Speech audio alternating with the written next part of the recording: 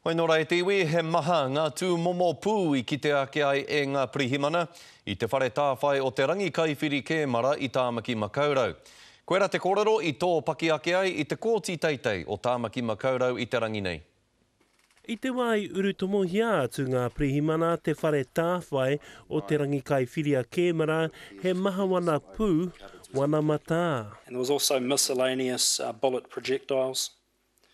There were 2 further boxes containing 32 times cartridges of .303 ammunition rounds. Hoi anō, he raihana kē tāna e tikana mōna kia pupuru pū. You're aware that that firearms licence allows people to possess both ammunition and firearms of a certain type. Yes, it does.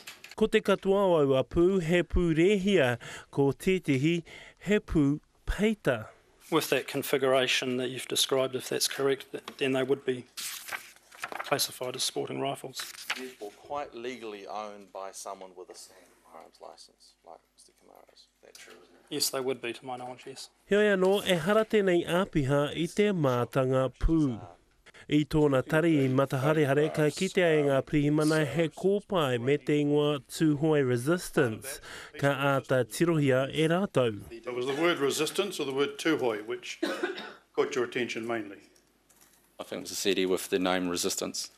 I te mutunga o te rā, ka kōrerohia ngā mea I kitea e ngā pirihimana I te wā I urutomahia atu rātou, te kāinga o Tameiti I whakatāne.